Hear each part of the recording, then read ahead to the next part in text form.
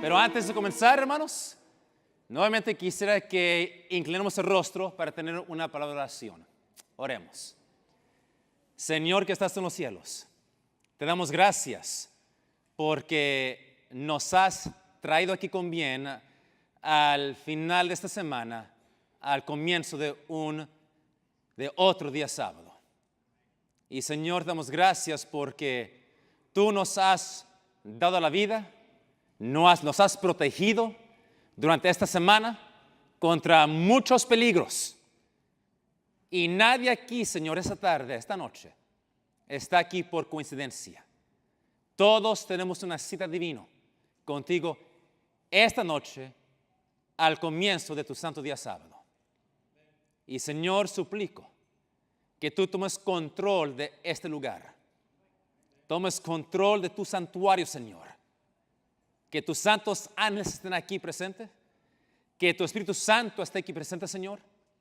Que Él esté guiando nuestros pensamientos para que nosotros, Señor, podamos aprovechar el tiempo que nos das esta noche para estudiar tu palabra, para desenmascarar los ataques del enemigo y, más importante, Señor, acercarnos más a Jesucristo.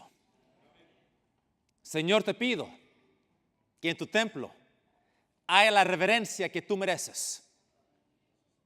Te pido, Señor, que estés con aquellos que están en camino, que lleguen con seguridad para que puedan también recibir una bendición al estudiar tu palabra. Te pido, Señor, que estés con mis palabras, mis pensamientos, que mis palabras, Señor, sean tus palabras, viniendo de tu trono, para tu pueblo, para este tiempo. Lo pedimos, Señor, en el nombre de Jesús. Amén. Les invito, hermanos, al libro de Hechos capítulo 1. Hechos capítulo 1. Y cuando tengan, hermanos, por favor digan amén. Amén. Hechos 1. Cuando el Señor Jesús ascendió al cielo en el año 31 de nuestra era, Él les dio a sus discípulos lo siguiente en los versículos 4 y 5, que dice: y estando juntos les mandó que no fuesen de Jerusalén, sino que esperen la promesa del Padre que oísteis dijo de mí, porque Juan a la verdad bautizó con agua, mas vosotros seréis bautizados con el Espíritu Santo no muchos días después de estos. Esta promesa fue cumplida unos 10 días después en Hechos 2, cuando el Espíritu Santo fue derramado en la forma de la lluvia temprana para dar poder para impulsar a la iglesia cristiana, y en ese día 3,000 personas fueron bautizadas y la iglesia recibió un gran impulso para salir y conquistar el mundo con el Evangelio de Cristo. Los cristianos de esa época estuvieron encendidos con el amor del Señor, encendidos, listos para predicar el Evangelio por todo el mundo. Y tan poderoso fue la predicación del Evangelio en aquel entonces, que nosotros leemos en Hechos 17, versículo 6, de los discípulos en aquel tiempo, de los cristianos en aquel tiempo. Hechos 17:6 dice: mas no hallándolos, trajeron a Jasón y algunos hermanos a los gobernadores de la ciudad, dando voces: estos que alborotan el mundo también han venido acá.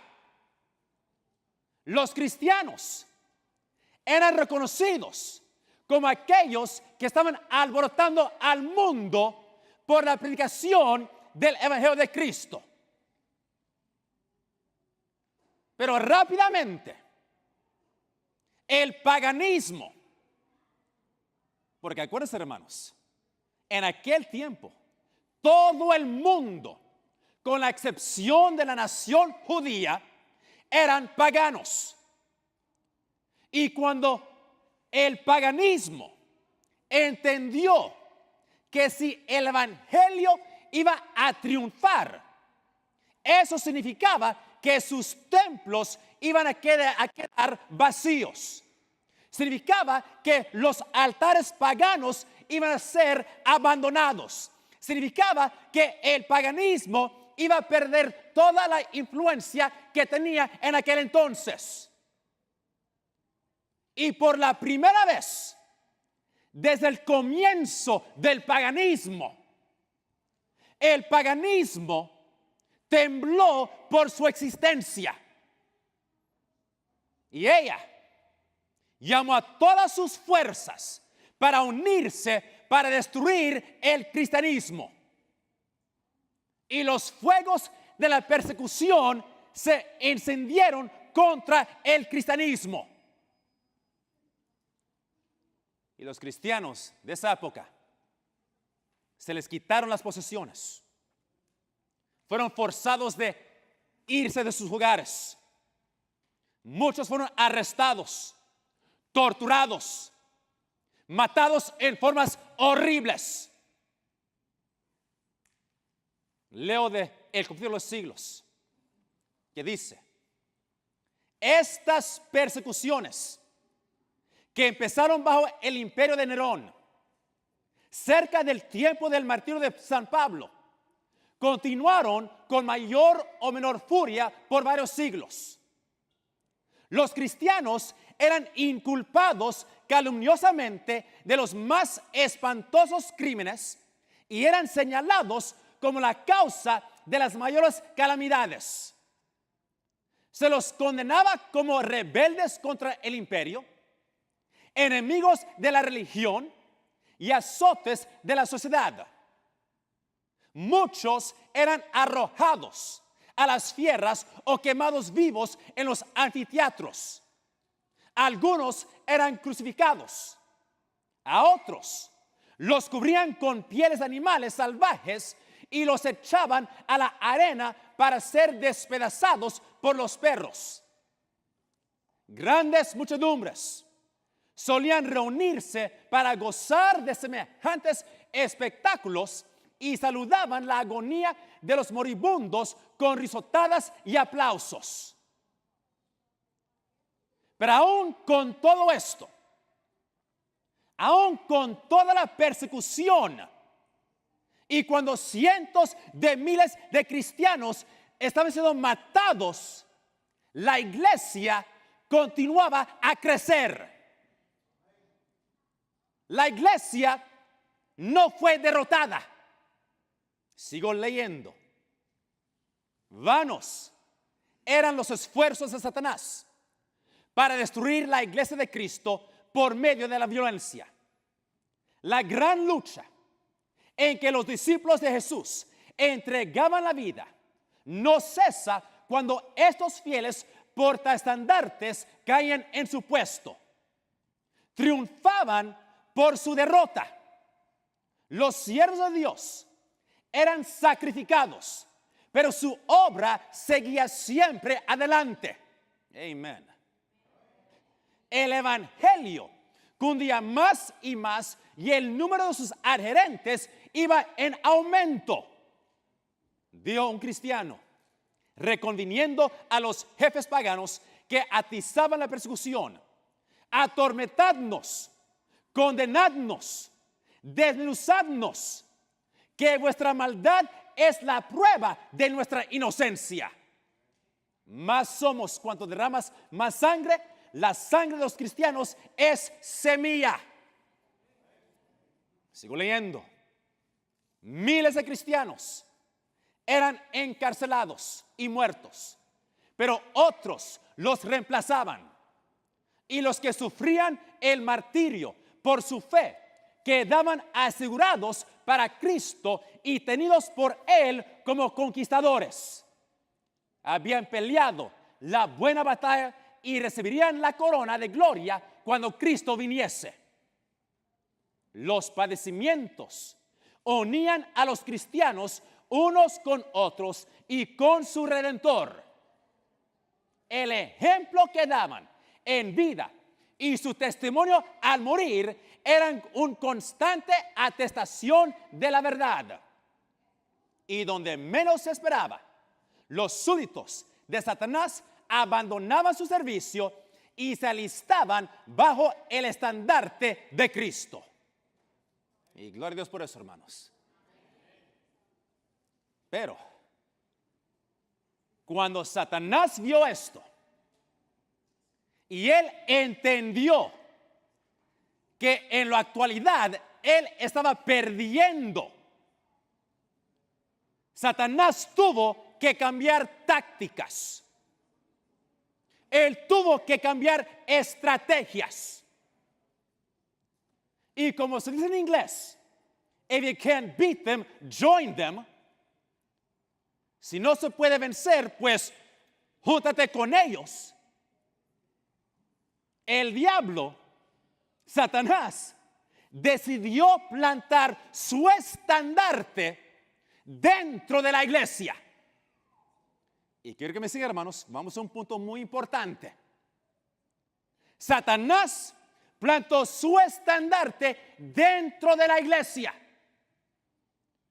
Porque si los cristianos pueden ser engañados a desagradar o a desobedecer a Dios sin saberlo, entonces su fuerza, su fortitud, su fe iban a fallar y ellos iban a ser víctimas fácil para Satanás. Cambió estrategias. La persecución terminó. Y en vez de persecución, entró un peligro mucho más peligroso que la persecución. Porque entró la tentación de tener prosperidad temporal, de recibir honor del mundo.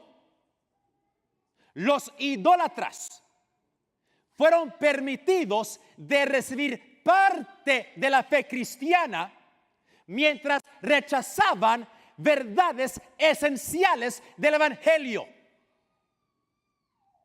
Y con algunas concesiones de la parte de los cristianos, comprometer un poco acá, un poco allá, quitar un poco aquí, un poco allá.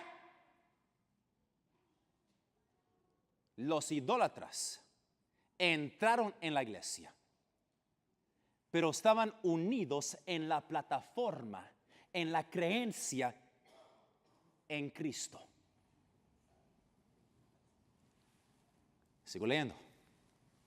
La iglesia se vio entonces en gravísimo peligro. Y en comparación con él, la cárcel, las torturas, el fuego y la espada eran bendiciones. Algunos cristianos permanecieron firmes, declarando que no podían transigir. Otros se declararon dispuestos a ceder o a modificar en algunos puntos su confesión de fe y a unirse con los que habían aceptado parte del cristianismo, insistiendo en que ellos podrían llevarlos a una conversión completa. ¿Están siguiendo esto, hermanos? Permitir que entren a medias, a mitad, y cuando están aquí, entonces lo vamos a convertir. Aceptar parte del evangelio. Comprometer aquí, cambiar acá, modificar allá. Estamos diciendo un punto muy importante, hermanos. Sigo leyendo. Fue un tiempo de profunda angustia para los verdaderos discípulos de Cristo. Bajo el manto de un cristianismo falso, Satanás se introducirá en la iglesia para corromper la fe de los creyentes y apartarlos de la palabra de la verdad. Finalmente, la gran mayoría del cristianismo consintieron para bajar las normas, modificar la fe, permitir los idólatras entrar a la iglesia sin ser convertidos completamente. Y se formó una unión entre el cristianismo y el paganismo. Y cuando eso ocurrió, elementos del paganismo entraron en la iglesia. Ídolos fueron introducidos. Doctrinas falsas fueron aceptadas. Ritos y ceremonias supersticiosas fueron traídos en los servicios de adoración. Leo. Cuando los seguidores de Cristo se unieron con los idólatras, la religión cristiana fue corrompida. La iglesia perdió su pureza y su poder. Hermanos, estamos en un punto muy importante. Leo otra vez.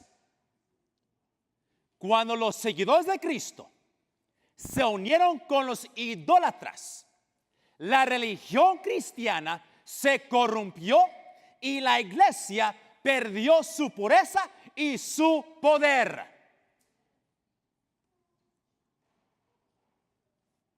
Dice, pero no hay unión entre el príncipe de luz y el príncipe de las tinieblas, ni puede hacerla entre los adherentes del uno y del otro. Cuando los cristianos consintieron en unirse con los paganos, que solo se habían convertido a medias, entraron por una senda que les apartó más y más de la verdad. Satanás se alegró mucho de haber logrado engañar a tan crecido número de discípulos de Cristo. Luego ejerció aún más su poder sobre ellos y los indujo a perseguir a los que permanecían fieles a Dios. Luego ejerció aún más su poder sobre ellos y los indujo a perseguir a los que permanecían fieles a Dios. Los que habían sido una vez defensores de la fe cristiana eran los que mejor sabían cómo combatirla. Y estos cristianos apóstatas, junto con sus compañeros semipaganos, dirigieron sus ataques contra los puntos más esenciales de las doctrinas de Cristo.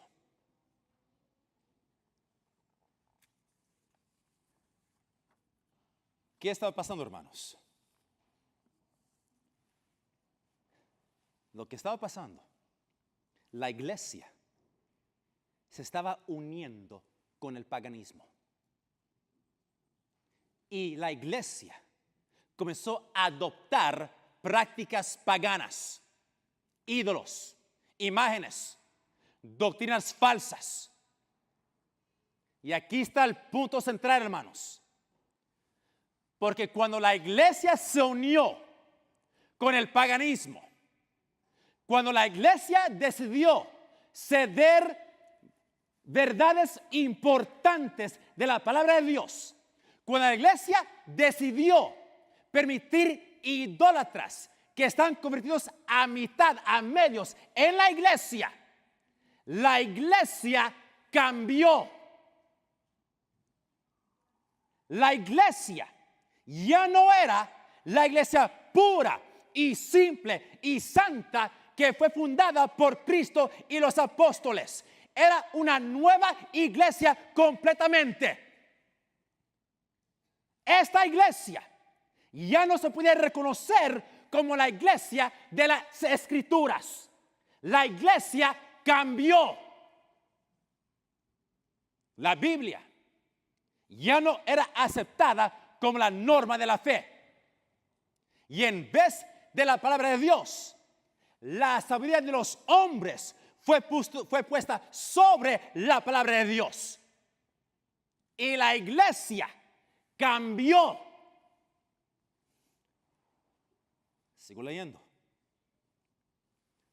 Bueno sería para la iglesia y para el mundo que los principios que aquellas almas vigorosas sostuvieron revivieran hoy en los corazones de los profesos hijos de Dios. Nótase hoy una alarmante indiferencia respecto de las doctrinas que son como las columnas de la fe cristiana.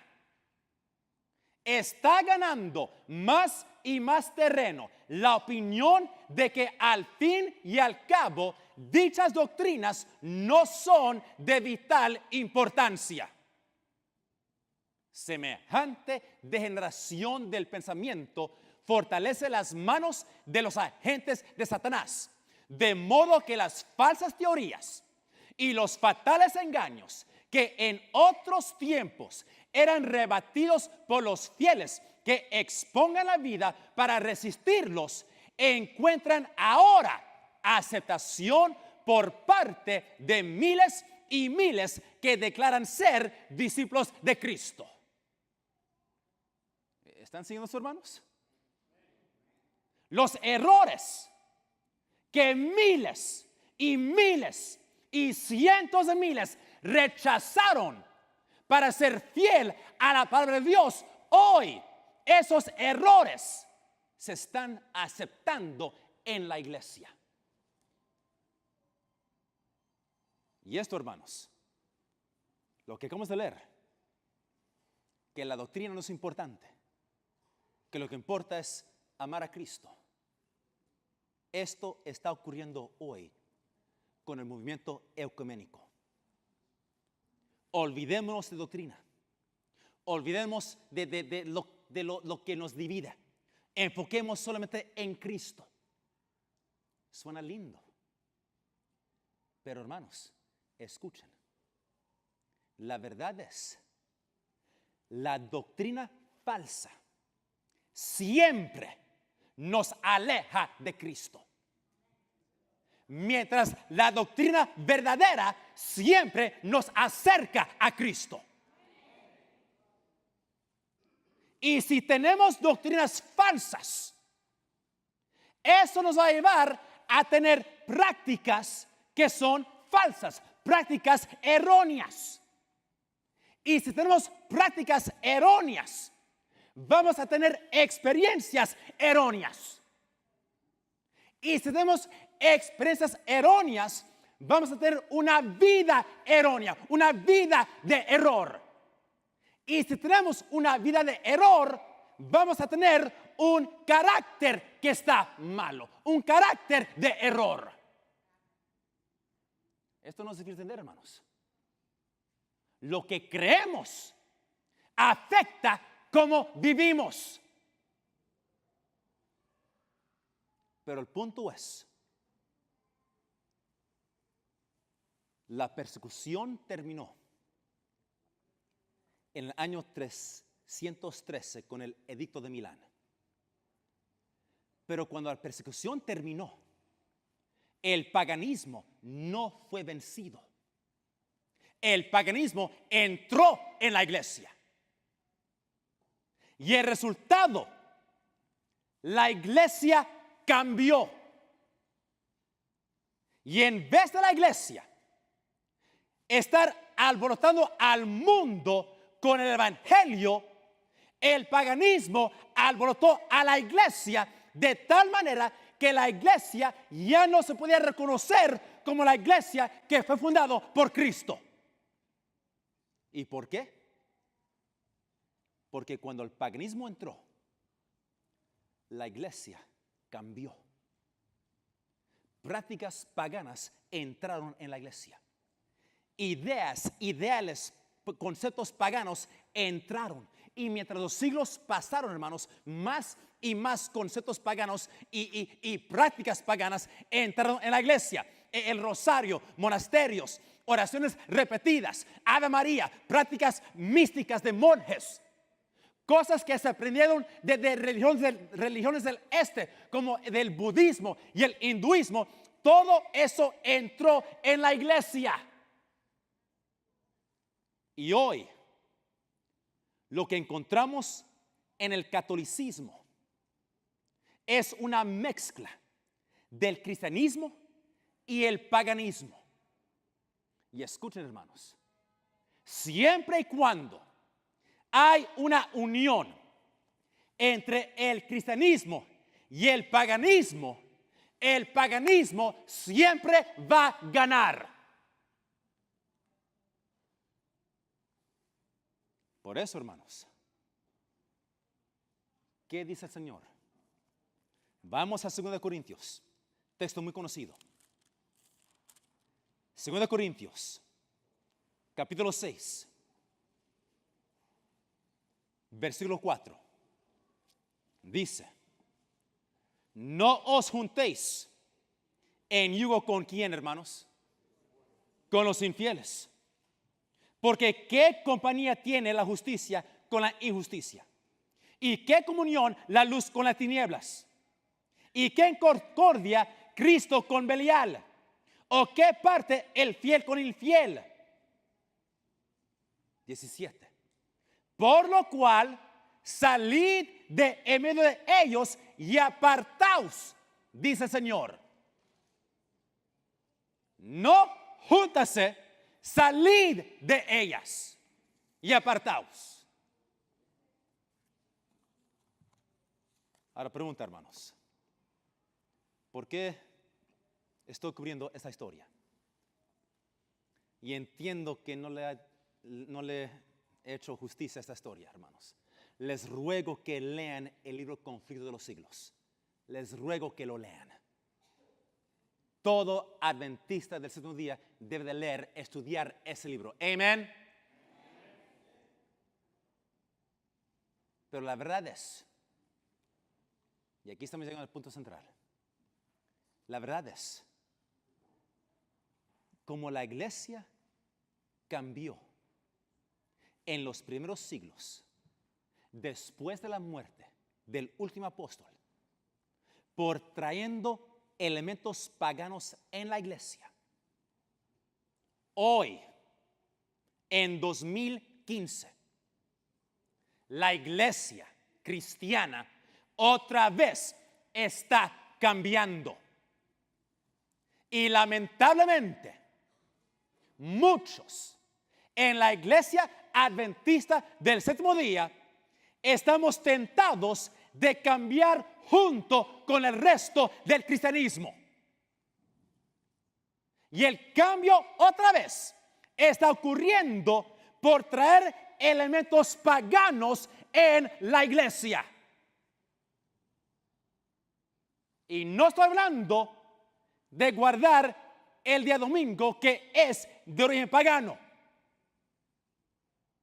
Lo que estoy hablando y lo que se ha estado hablando durante esta semana se trata de un nuevo movimiento que en la actualidad tiene varios nombres, pero quizás el nombre más común es la iglesia emergente.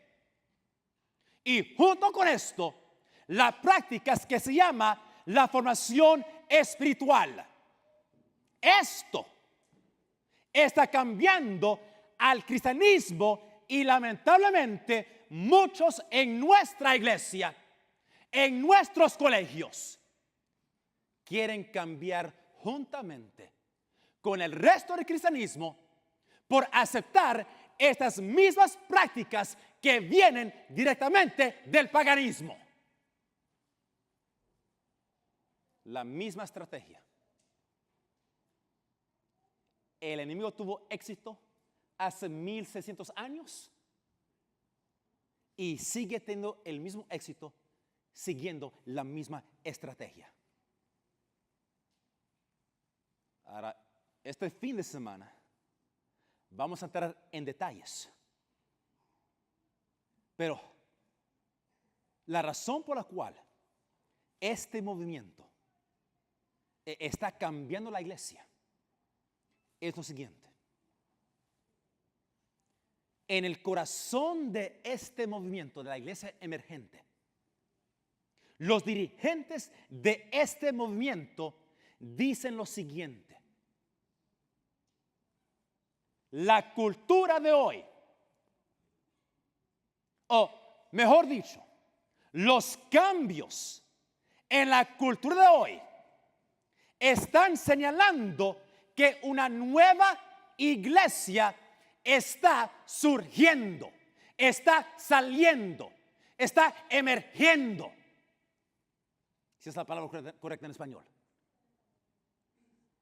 Los cambios en la cultura señalan que la iglesia está cambiando y hoy una nueva iglesia está saliendo, surgiendo en existencia. Y los dirigentes cristianos deben de adaptarse a esta nueva iglesia emergente. Y si no se adaptan a esta nueva iglesia emergente, están siendo ciegos a la cultura, están escondiendo el evangelio detrás de formas, pensamientos, métodos de expresión que ya no comunican el evangelio a esta nueva generación, a esta generación emergente.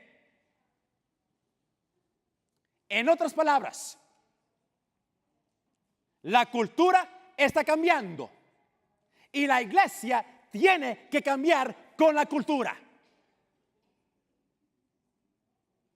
Y tiene que cambiar para poder alcanzar esta nueva generación con el evangelio.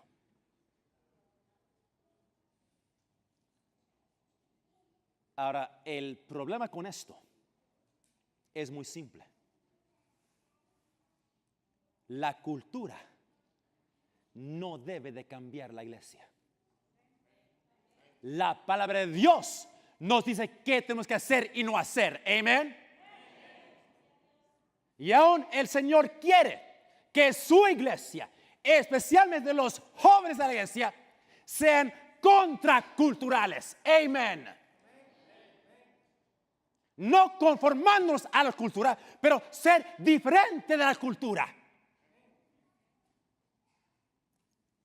Pero hoy, este movimiento está diciendo que la iglesia tiene que cambiar junto con la cultura. Y porque la cultura hoy está cambiando la iglesia hoy ya no se puede reconocer como la iglesia de las Escrituras. Y ahora estoy hablando, hermanos, de iglesias adventistas. Porque muchas de nuestras universidades, de nuestras iglesias, han adoptado esta filosofía. Y si no fuera por el rótulo afuera que dice iglesia adventista, si no entra y escucha y mira, no va a poder darse cuenta que está en una iglesia adventista del séptimo día. Porque la cultura ha entrado y ha cambiado la iglesia. El nombre adventista está ahí, pero la filosofía, la teología es completamente contraria a la verdad presente para este tiempo. Y en vez de dar, de predicar, de enseñar la verdad presente, lo que se está enseñando y predicando es nada más que una teología evangélica. Porque la teología evangélica y la iglesia emergente tienen mucho en común. Mucho. Ahora, hay que profundizarnos un poquito más en este movimiento. La revista Time Magazine Es el periódico en inglés, Time Magazine, hablando de uno de los dirigentes de este movimiento, y lo llamó uno de los evangélicos más influenciales hoy, es el hombre Brian McLaren. Y quiero que noten lo que este pastor de la iglesia emergente ha dicho. Dice, ven ustedes, si tenemos un nuevo mundo, siglo XXI, nuevo mundo, necesitaremos una nueva iglesia. No necesitaremos una nueva religión en sí, sino un nuevo marco para nuestra teología.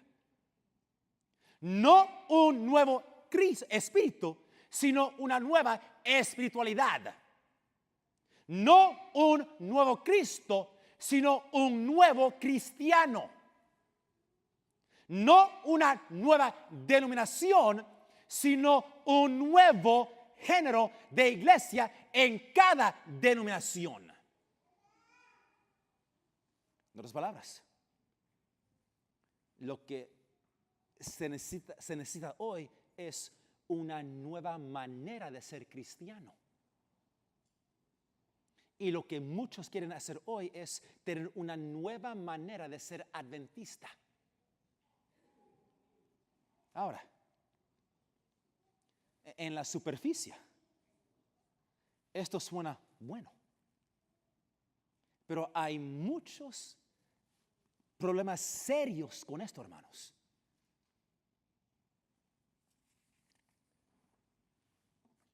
Aquí, lo que dicen algunos de este movimiento, personas que son parte de este movimiento, dice, no es tanto una rebelión como el encontrar unas nuevas respuestas, una forma diferente de ser cristiano. Creo que es una nueva reforma. Creo que es una nueva manera para ver la Biblia. Ahora, esto es muy interesante, hermanos. Aquí dice, creo que es una nueva reforma. Hermanos, ¿cuál es nuestra mayor y más urgente necesidad de acuerdo a la inspiración? ¿Se acuerdan? La mayor y más urgente de todas nuestras necesidades es la de un reavivamiento de la verdadera piedad en nuestro medio. Así que pregunta, hermanos, ¿hay necesidad hoy para tener un reavivamiento y reforma en la iglesia, sí o no? Amén. Desesperadamente. Pero ese reavivamiento, esa reforma, tiene que ser basada en la palabra de Dios, no en la cultura. La cultura nunca ha sido la norma de la fe. El mundo nunca debe dictar a nosotros qué debemos hacer o no. Nunca. Y aquí está el punto, hermanos. Satanás reconoce que el Señor está listo de coger todo en sus manos. Él reconoce que el tiempo es corto y reconoce que el Señor pronto va a derramar la lluvia tardía sobre aquellos que se están preparando. El Señor está juntando a sus fieles y el enemigo sabe que él tiene que hacer todo lo posible para prevenir que la iglesia de Dios tenga este reavivamiento. ¿Y entonces qué hace? ¿Qué hace el enemigo? Él trae un falso reavivamiento. Él trae una falsa reforma. Falsifica la obra del Espíritu Santo. Y la hermana White vio esta falsa reforma y lo llamó el Omega. Y como vamos a ver, hermanos, el Omega no es solamente una cosa. En realidad es un movimiento, una combinación de muchas cosas que vamos a ver después, que se van a juntar en el tiempo del fin para engañar y finalmente destruir a la iglesia adventista del séptimo día. Causar que la iglesia adventista cambie. Y si cambia, va a perder su identidad. La iglesia va a perder lo que nos hace diferentes, distintos. Y si se cambia, muchos en la iglesia ni van a querer ser el remanente de Dios.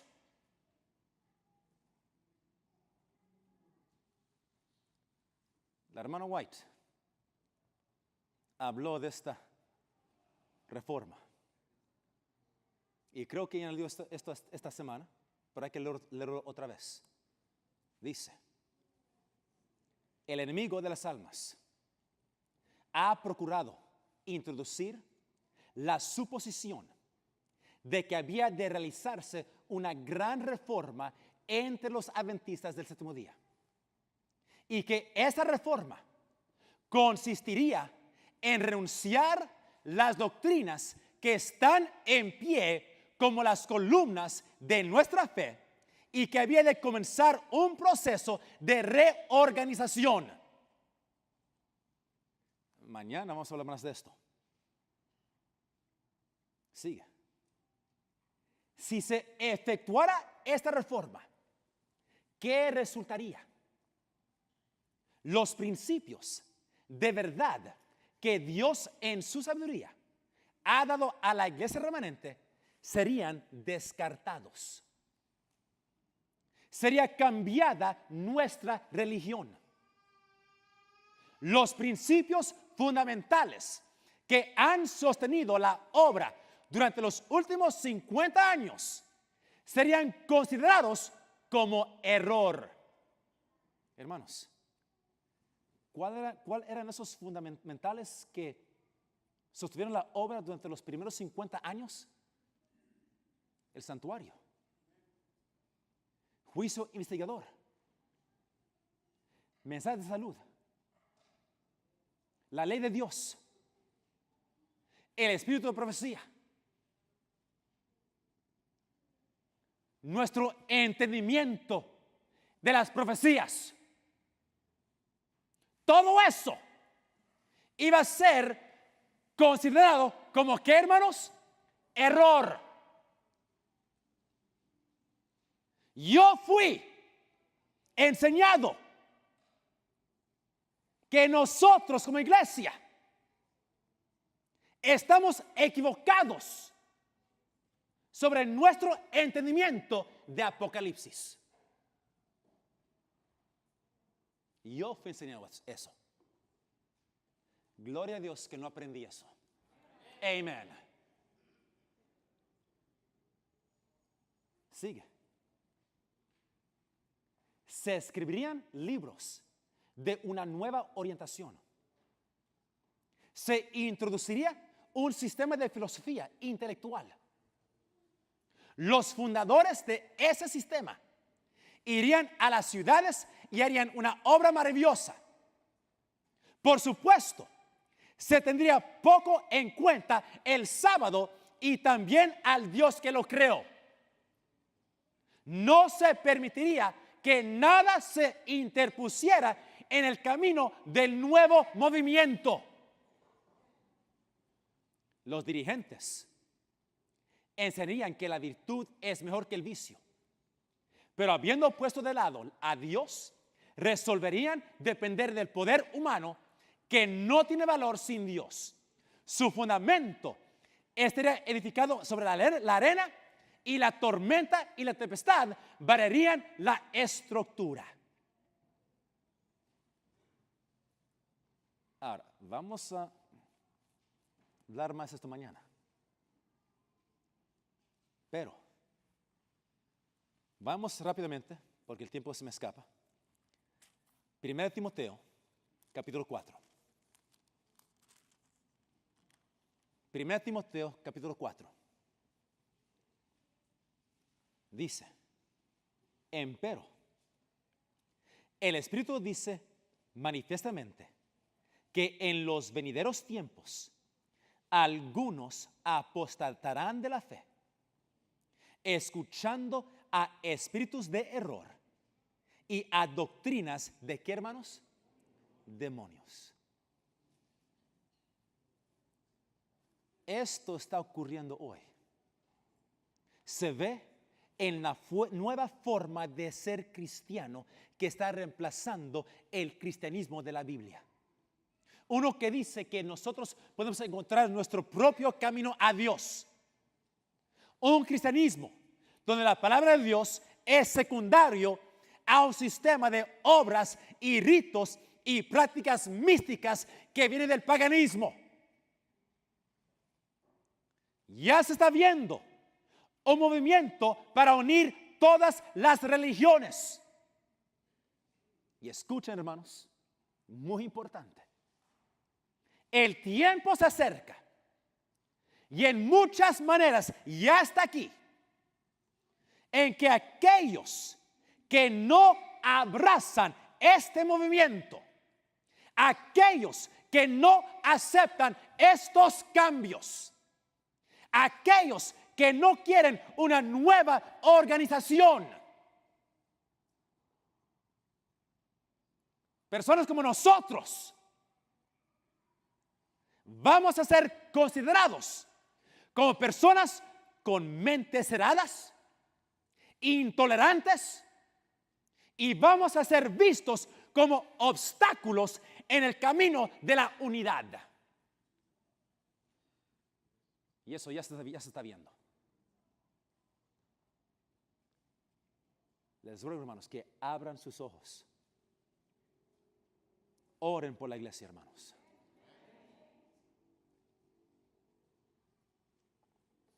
Ahora, tenemos que concluir, pero la iglesia emergente es un poco difícil de definir. Es una nueva forma de ser cristiano, una nueva iglesia. Pone un nuevo énfasis en cómo hacer la obra del ministerio. Pero aquí está el último punto, hermanos, esta noche. La batalla siempre desde el Edén, la batalla, el combate siempre ha sido entre hacer las cosas como Dios manda o hacer las cosas como nosotros queremos. Siempre. Y muchas veces, hermanos, lo que nosotros creemos que es lo correcto, no es lo correcto. Simplemente, hermanos, toda rebelión contra Dios es por una razón. Y la razón es, rechazamos lo que Dios dice porque nos gusta más nuestra manera de hacer las cosas. Y eso describe la iglesia emergente perfectamente. Esto está fuera de moda. La cultura dicta que nosotros tenemos que cambiar, si no vamos a perder la juventud y no vamos a alcanzar el mundo con el evangelio. Pero la cosa es, hermanos, es un evangelio falso. La última cosa que el diablo quiere es que nosotros seamos obedientes a la palabra de Dios. Y su gran blanco es seducir al mundo, a la iglesia, que nos alejemos de Cristo por sus falsificaciones. Y estas falsificaciones, hermanos, se van a parecer tanto como lo real. Pero el fin de ellas, hermanos, es muerte espiritual y muerte eterna. Y mientras nos acercamos más y más al tiempo del fin, estas falsificaciones van a aumentar en poder, van a aumentar en intensidad, porque el enemigo reconoce que el tiempo es corto. Último texto, Apocalipsis 12. Apocalipsis 12. Y aquí el versículo 12. Apocalipsis 12, 12. Dice, por lo cual, alegraos cielos y los que moráis en ellos. Pero ay de los moradores de la tierra y del mar, porque el diablo ha descendido a vosotros teniendo ¿qué? Grande ira, sabiendo que tiene ¿qué? Poco tiempo. Hermanos, como vamos a ver mañana para la escuela sabática, no se lo pierdan. Vamos a ver que el diablo realmente está enfurecido contra esta iglesia. Estamos bajo ataque. Pero hermanos, gracias a Dios, es su iglesia. Y Él la va a proteger. Hermanos, que Dios me diga y no se pierda mañana. Amén. Oremos. Señor que está en los cielos, damos gracias porque esta noche hemos comenzado este sábado y estamos presentando cosas muy serias. Pero Señor, vimos en un tiempo muy, muy serio. El enemigo está activo y nosotros somos el blanco de sus ataques. Pero Señor, te damos gracias porque tú eres sumamente más poderoso que nuestro enemigo. Y si nos ponemos en tus manos, Señor, la victoria es asegurada. Quédate con nosotros, Señor, en este día sábado. Bendiga el resto del programa, Señor. Y te pido que abra los ojos de tu pueblo para que no seamos engañados. Lo pido en el nombre de Jesús. Amén.